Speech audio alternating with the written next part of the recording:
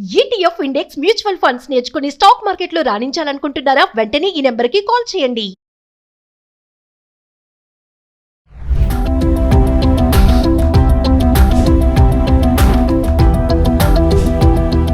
నమస్తే, welcome back to Suman TV. Present మనతో పాటు ఉన్నారు అనలిస్ట్ మందరి కృష్ణారెడ్డి గారు. నమస్తే సార్. నమస్తే అమ్మా. సార్, రేషన్ కార్డ్, ఇప్పుడు రేషన్ కార్డ్ హోల్డర్స్ కి కొన్ని న్యూ గైడ్ లైన్స్ వచ్చాయి. అంటే ప్రతి ఒక్క హోల్డర్ కూడా తెలుసుకోవాల్సిన విషయాలు, అంటే ప్రయోజనాలు ఏంటి, అవన్నీ ఒకసారి వివరాల్లోకి వెళ్తే సార్. రేషన్ కార్డు అనేది బిలో పవర్టీ లైన్లో పేద వర్గాలకి చాలా గొప్ప వరం లాంటిది. ముఖ్యంగా భారతదేశంలో ఎవరు కూడా ఆహారం లేకుండా చనిపోకూడదు అన్నటువంటి ఒక విశాలమైన దృక్పథంతో ఆహార ధాన్యాల్ని ఫుడ్ కార్పొరేషన్ ఆఫ్ ఇండియా ద్వారా మొత్తం సేకరించి, అంటే రాష్ట్ర ప్రభుత్వాల సహకారంతో సేకరించి వాటన్నిటిని కూడా నిల్వదీసి వాటిని ప్రతి నెల ప్రతి గ్రామంలో, అంటే 144 కోట్ల ప్రజానీకం ఉండేటువంటి దేశం లోపల 80% సుమారుగా వాళ్ళకి కావాల్సిన నిత్యావసర వస్తువులు కొన్నిటిని ప్రభుత్వం అందిస్తోంది. అంటే ఏ ఒక్క భారతీయుడు ఆకలితో మరణించడానికి వీల్లేదు అన్న దృక్పథాన్ని అమలుపరుస్తుంది. ఇది గతంలో ఎలా ఉండేవంటే, ఈ రేషన్ కార్డుల తతంగాల్లో చాలా బీభత్సాలు ఉండేవి. అంటే దీన్ని మాన్యువల్ సిస్టంలో రూపొందించేవాళ్ళు, ఊళ్ళో ఉండేటువంటి వాళ్ళు దీనిలో అధికారులందరూ కూడా ధృవీకరించాలి. వాళ్ళందరూ ధృవీకరించిన తర్వాత దీన్ని మళ్ళీ ఒకసారి కలెక్టర్ దాకా వెళ్ళాలి. అవన్నీ ఫైనలైజ్ అయ్యి బయటకు వచ్చిన తర్వాత చేతికి వచ్చేటు ఖచ్చితంగా చెప్పినటువంటి డేట్లలోనే వాళ్ళు వెళ్ళి రేషన్ తీసుకోవాలి. మిగతా రోజుల్లో తీసుకోవడానికి వీలు లేదు. చెప్పిన ప్లేస్లోనే రేషన్ తీసుకోవాలి, ఇంకెక్కడి నుంచి తీసుకోవడానికి వీలు లేదు. ఇలా అనేక మంది వలస కూలీలు, వేరే చోటుకి వెళ్ళి జీవించేటువంటి వాళ్ళంతా కూడా వాళ్ళు రేషన్ తీసుకోవడానికి అవకాశం ఉండేది కాదు వాళ్ళకి. అలా రేషన్ లేకుండానే వాళ్ళు ఊరికే రేషన్ కార్డు పెట్టుకుని ఉండేటువంటి పరిస్థితులు ఉండేవి. వీటన్నిటి చక్కదిద్దడానికి ఇప్పుడు కేంద్ర ప్రభుత్వం ఒక సహేతుకమైనటువంటి కొన్ని విధానాల్ని ప్రవేశపెట్టింది. దీని ద్వారా చాలా సులభతరం అయిపోవడం, ప్రతి ఒక్క విషయంలో కూడా రేషన్ కార్డు విషయంలో పొందడం దగ్గర నుంచి మొదలు పెడితే, దానిలో మార్పులు చేర్పుల దగ్గర నుంచి స్టార్ట్ చేస్తే, రేషన్ పొందడం విషయంలో కూడా చాలా రకాలైనటువంటి అవకాశాలు కల్పిస్తే, ఇలాగా 8 రకాల ప్రయోజనాలు దీనివల్ల కొత్తగా కలిగేటట్టుగా కేంద్ర ప్రభుత్వం కొన్ని జాగ్రత్తలు తీసుకుంది. ప్రతి రేషన్ కార్డు హోల్డర్ ఇప్పుడు ఉన్నటువంటి వాడు కానీ, భవిష్యత్తులో రేషన్ కార్డుకు అప్లై చేసుకోదలుచుకున్న వాళ్ళు కానీ తప్పనిసరిగా తెలుసుకోవాల్సినటువంటి విషయాలు ఇవి. దీంట్లో నెంబర్ 1 ఏమిటంటే, ముఖ్యంగా మనం చూసుకున్న దాంట్లో తాజాగా అందరికీ ఉచిత ధాన్యాలు. అందరికీ ఉచిత ధాన్యం అంటే ఉచిత ధాన్యంలో ముఖ్యంగా బియ్యం కానీ, కొన్ని చోట్ల గోధుమలు మాత్రమే వాడతారు, మనకు తెలిసిన విషయమే. నార్త్ ఇండియా లోపల గోధుమలు వాడతారు, అక్కడ బియ్యం ఎక్కువ వాడరు. కాబట్టి ఎక్కడ ఏది ఎక్కువ వాడతారో, కొన్ని చోట్ల తృణధాన్యాలు ఎక్కువగా వాడే అవకాశం. ఎవరికి ఏదైతే ఆ ప్రాంతం లోపల ఎక్కువగా తినే అలవాటు ఉంటుందో అక్కడ ఆ రకమైనటువంటి రేషన్ దొరికేటట్టుగా ఏర్పాటు చేయడం జరుగుతుంది. ఉచితంగా 5 కిలోలు మినిమంగా ప్రతి ఒక్క వ్యక్తికి దొరికేటట్టుగా దీని లోపల నెలకి దొరికేట్టుగా, అంటే ఒక నెలకు సరిపోయేటువంటి గాసాన్ని దీంట్లో ఇస్తారు. మనకు ₹2 బియ్యం మనకు పథకం ఉంది ఇక్కడ. రూపాయికి ఒకప్పుడు ₹1కి ₹2 బియ్యాన్ని ఇప్పుడు ₹1 కూడా చేసే పరిస్థితి ఏర్పడింది. కొన్ని చోట్ల నామమాత్రంగా తీసుకుంటారు. అది కూడా అది పెద్ద విషయమే కాదు. ₹1 అంటే 5 కిలోలు తీసుకుంటే ₹5 పడేటువంటి పరిస్థితి అనేది చాలా నామమాత్రమైన విషయం. అంటే ప్రభుత్వాలే దాన్ని స్వయంగా ఇవ్వడానికి సిద్ధపడుతున్నాయి. దీని లోపల గోధుమలు కానీ, బియ్యం కానీ, లేకపోతే కొన్ని చోట్ల అవసరమైనప్పుడు తృణధాన్యాలు కానీ ఇచ్చేటువంటి సౌలభ్యం ఏర్పాటు చేయడం జరిగింది. రెండోది ఏంటంటే, చౌకగా నిత్యావసర వస్తువులు అందించేటువంటి విధానం. అంటే ఒక బియ్యం, గోధుమలు, తర్వాత నిత్యావసర మన అక్కడక్కడ వాడేటువంటి తృణధాన్యాలతో పాటుగా దీని లోపల పప్పులు, కొన్ని పప్పు దినుసులు ఇచ్చేటువంటి అవకాశం. తర్వాత దీంతో పాటుగా వాళ్ళకి నూనె ఇలాంటి వాటిని కొన్నిటి ఇవ్వడానికి అవకాశం. దాన్ని బట్టి అవకాశాన్ని బట్టి ఇంకా కొన్ని పెంచుకుంటూ వస్తున్నారు. అంటే ఆయా రాష్ట్ర ప్రభుత్వాలు తీసుకునే ఆలోచన బట్టి కొన్ని రాష్ట్ర ప్రభుత్వాలు ఎక్కువ ఐటమ్స్ అందిస్తున్నాయి, కొన్ని రాష్ట్ర ప్రభుత్వాలు తక్కువ అందిస్తున్నాయి. కానీ ఎక్కువ భాగం ప్రభుత్వ రంగంలో తయారయ్యేవి, కోఆపరేటివ్ రంగం ద్వారా తయారయ్యేటువంటివి, మహిళలు స్వయంగా తయారు చేసేటువంటి వస్తువులు లాంటివి కూడా కొన్ని చౌక దుకాణాల ద్వారా దొరికేటట్టుగా ఏర్పాటు చేస్తున్నారు. దీనివల్ల ఏమవుతుందంటే, తక్కువ కాలం లోపల, అంటే వాళ్ళకి తక్కువ రేటుకు ఎక్కువగా వస్తువులు దొరికించుకునే అవకాశాలు వాళ్ళకి దొరుకుతాయి. దీనివల్ల ఏముంటుందంటే, వాళ్ళ జీవితం లోపల పేదవాళ్ళకి ఇంకా కొంచెం ఆర్థిక స్వావలంబన జరిగేటువంటి అవకాశాలు ఉంటాయనేది దీని ఉద్దేశం. రెండోది ఏంటంటే, చౌకగా నిత్యావసర వస్తువులు అందించే అవకాశాలు ఉంటుంది. చౌకగా దొరుకుతాయి, చాలా తక్కువ రేట్లు ఉంటాయి కంపేర్ విత్ బియ్యం కానీ, గోధుమలు కానీ ఇట్లాంటివి అసలు ₹1కి ఇచ్చేటువంటి నామమాత్రపు రేట్లో ఇచ్చేటువంటి, అంటే బయట మార్కెట్లో ₹35 నుంచి ₹50 ఉండేటువంటి గోధుమలు కానీ, బియ్యం కానీ ఇక్కడ ₹1కి దొరకడం అనేది చాలా తక్కువ ధరలు దొరికినట్టు లెక్క. అసలు పెద్దగా ధర పెట్టినట్టే లెక్క కాదు, ఫ్రీగా వచ్చినట్టే లెక్క ఒక రకంగా చెప్పాలండి. దీనిలో పేదవాళ్ళు ఎక్కడ పోయి అడుక్కు తినాల్సిన అవసరం లేకుండా ఇంకొన్ని ఆలోచించాల్సిన ఆకలితో వలంటించాల్సిన అవసరం లేకుండా బతకడానికి ఒక అవకాశాన్ని కల్పించినట్టు అవుతుంది. రెండోది ఏంటంటే రేషన్ ఎక్కడైనా యాక్సెస్. ఇప్పటిదాకా ఉన్నటువంటి పరిస్థితి మనకి ఏంటంటే ఏ ఊళ్ళో అయితే మనం నమోదు చేసుకుంటామో, ఎక్కడైతే మనకు రేషన్ షాప్ అలాట్ చేయబడుతుందో ఆ రేషన్ షాప్లో మాత్రమే రేషన్ తీసుకోవాలనే నిబంధన ఉంది. ఇప్పుడు వన్ రేషన్ వన్ కంట్రీ అనేటువంటి పదాన్ని తీసుకొచ్చారు. అంటే భారతదేశంలో ఏ మూలైనా ఏ రేషన్ అయినా తీసుకోవడానికి గొప్ప అవకాశాన్ని కల్పించారు. అంటే ఇప్పుడు చాలామంది ఉపాధి కోసం కూలీ చేసుకోవడానికి లేకపోతే ఇతర ప్రాంతాల్లో బతకడానికి వెళ్తారు. అక్కడ ఏదో చిన్న చిన్న ఉద్యోగాలు చేసుకొని ఉపాధి వెతుక్కోవడానికి వెళ్తారు. అలా వెళ్ళినటువంటి వాళ్ళు ఏమవుతున్నారు, వాళ్ళకి వచ్చే రేషన్ వాళ్ళు పోగొట్టుకుంటున్నారు.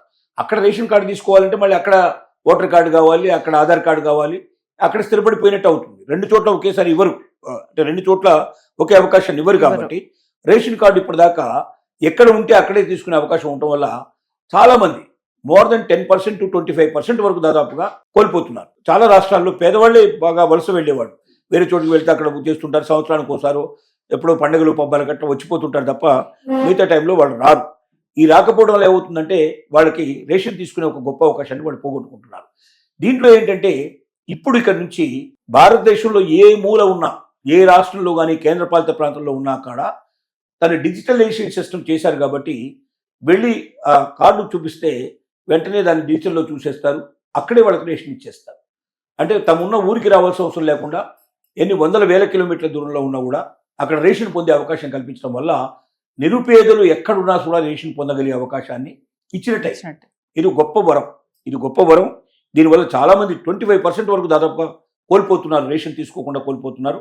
వాళ్ళందరూ ఇప్పుడు ఆ 25% నేను అవైల్ చేసుకోవడానికి ఒక అవకాశం కల్పించినట్టుగా అవుతుంది.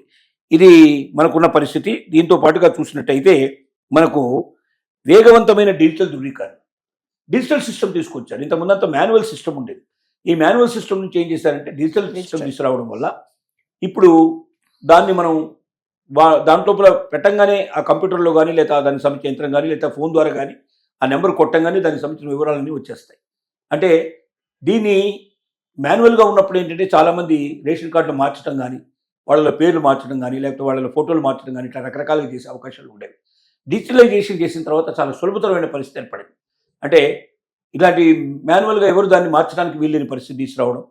రెండోది డిజిటల్గా వల్ల తొందరగా బయటపడటం, ఇలాంటి లోపాలు ఉన్నా కూడా తెలుసుకుని వాటిని సవరించుకోవడానికి అవకాశం ఇటు కస్టమర్స్కి కానీ అటు ప్రభుత్వానికి కానీ చాలా సులభమైన పద్ధతి లోపల డిజిటలీకరణ జరిగింది. దీంట్లో ఇంకో విషయం చెప్పాలంటే సరళీకృత కొత్త అప్లికేషన్స్. అంటే అప్లికేషన్స్లో ఏమవుతున్నాయంటే ఇంత ముందైతే ఖచ్చితంగా మనం వ్యక్తిగతంగా వెళ్ళి ఆఫీసుల చుట్టూ తిరిగి మాన్యువల్గా వెళ్ళి ఒక్కొక్కరిని సందర్శించు, కింద ఎంఆర్ఓ దగ్గర నుంచి మొదలు పెడితే కలెక్టర్ దాకా సందర్శించుకొని దీనికోసం చాలా ఏళ్లు వెయిట్ చేయాల్సిన పరిస్థితులు ఉండేవి. ఇప్పుడు అలా కాకుండా ఆన్లైన్ అప్లికేషన్ సిస్టమ్ తీసుకొచ్చారు. అంటే ఏ ఊళ్ళో ఉన్నా కూడా ఎక్కడున్నా సరే అక్కడ వాళ్ళు సొంతంగా అయినా సరి చేసుకోవచ్చు, వాళ్ళ ఫోన్ ద్వారా చేసుకోవచ్చు, లేదంటే వాళ్ళు ఏదైనా కంప్యూటర్ సెంటర్కి వెళ్ళిపోయి అక్కడి నుంచైనా వాళ్ళు చేసుకునే అవకాశం ఉంది. దాన్ని వెబ్సైట్ని ఓపెన్ చేసి దాంట్లో వాళ్ళకి కావాల్సిన ఈవెన్ అన్ని పత్రాలను కూడా వాళ్ళు ఆన్లైన్ లోపలే పంపించుకునే అవకాశం ఉంది. అంటే మనిషి ఆఫీస్కి వెళ్లాల్సిన అవసరం లేకుండా ఇంటి దగ్గర కానీ తనకు దగ్గరలో ఉన్నటువంటి ఏదైనా కంప్యూటర్ సెంటర్ ద్వారా కానీ దీన్ని పూర్తి చేసుకోవడానికి ఒక అవకాశం కల్పించారు. ఇది ఒక బ్రహ్మాండమైన మార్పు కింద మనం చెప్పొచ్చు. ఇక వెళ్తే సకాలంలో రేషన్ పంపిణీ. ఇంతకుముందు రేషన్ ఎట్లా ఉండేదంటే పర్టికులర్ డేట్స్ ఉండేవి, ఆ డేట్ నాడు వెళ్తేనే రేషన్ దొరుకుతుంది, ఆ తర్వాత వెళ్తే రేషన్ దొరకదు. దీన్ని గవర్నమెంట్కి హ్యాండ్ ఓవర్ చేయాల్సిన పరిస్థితి ఉండేది. ఇప్పుడు అలా కాదు. దీని ఏంటంటే మొత్తం నేషనలైజ్గా ఒకటే సిస్టమ్ తీసుకొచ్చారు. కాబట్టి రేషన్ మనం వెళ్ళి మనం తమ్మి కానీ దాంట్లో రకరకాల పద్ధతులు ఉన్నాయి.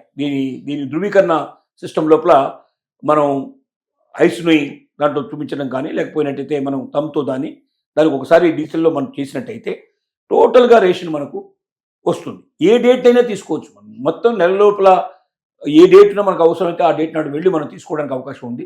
పర్టికులర్ డేట్ నాడు వెళ్ళకపోయినా మన రేషన్ ఎక్కడికి పోదు. మనం ఆ రోజున అనుకోకుండా ఊరికి వెళ్తాం, లేదా ఇంకా సిక్ అయిపోయి ఉంటాం, ఇంకో కారణం చేత మనం రాలేని పరిస్థితి ఏర్పడుతుంది. కానీ ఇప్పుడు ఏ రేట్లు వచ్చినా కూడా తీసుకోవడానికి అవకాశం కల్పించడం అనేది ఒక పెద్ద మార్పు కింద మనం లెక్కేసుకోవాలి దీని లోపల. దీంతో పాటుగా మనం చూసుకున్నట్టయితే సులభమైన కార్డు దిద్దుబాటు, కార్డుల్లో మార్పులు వస్తాయి. సపోజ్ కొత్త వాళ్ళు రేషన్ కార్డు కోసం వచ్చే అవకాశం. ఇప్పుడు ఇంట్లో పెళ్ళయింది, కొత్తగా ఇంటికి కోడలు వచ్చింది, కొత్తగా పిల్లలు పుట్టారు, మరి వాళ్ళు కూడా రేషన్ కావాల్సి వస్తుంది కదా. ఈ రేషన్ కోసం గతంలో అయితే ఏం చేయాల్సి వస్తుంది, ఆఫీస్ దాకా వెళ్ళి అప్లికేషన్ పెట్టుకొని 2 సార్లు 3 సార్లు తిరిగితే కానీ అందులో కొత్తగా మార్పులు చేర్పులు జరిగేవి కావు. ఇప్పుడు అలా అవసరం లేకుండా డైరెక్ట్గా మనం ఇంట్లో కూర్చొని మనం ఫోన్ ద్వారానే చేసుకోవచ్చు, లేకపోతే దగ్గరలో ఉన్న కంప్యూటర్ సెంటర్కి వెళ్ళైనా సరే మీ సేవ లాంటి దాంట్లో కానీ వెళ్ళి మనం మార్పులు చేర్పులు చేసుకోవచ్చు. అంటే కొత్తగా వచ్చిన వాళ్ళు కూడా ఎంటర్ చేసుకోవడానికి అవకాశం ఉంటుంది.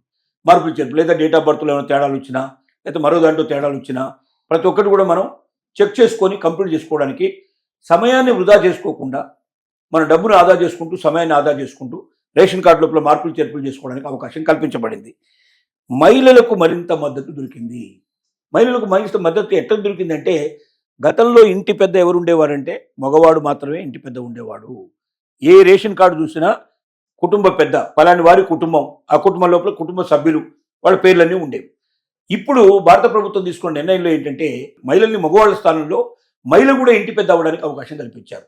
ఎవరుంటే వాడు, భర్త చనిపోయి ఉండొచ్చు, లేదా భర్తను వదిలేసి ఉండొచ్చు, లేకపోతే పెళ్ళే కాకుండా ఉండొచ్చు. అంత మాత్రం చేత వాడికి రేషన్ కార్డు దొరక కూడా ఉండాలనే అవసరం లేదు కదా. కాబట్టి వాళ్ళు ఫాదర్ పేరు భర్త పేరు డిక్లేర్ చేసి వాళ్ళు ఉండి తీరాల్సిన అవసరం లేదు.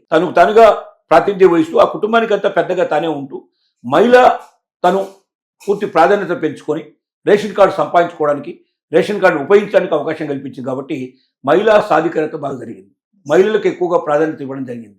ఇక నుంచి మళ్ళీ చాలామంది ఇప్పుడు పడకపోయినా వాళ్ళ పేర్లు పెడతారు, ఖచ్చితంగా పెట్టి తీరాలి. కాబట్టి అంటే ఇష్టం లేకపోయినా ఆ పేరు ఉచ్చరించాల్సిన పరిస్థితి, ఇష్టం లేకపోయినా ఆ పేరును వాడుకోవాల్సిన పరిస్థితి ఉండేది.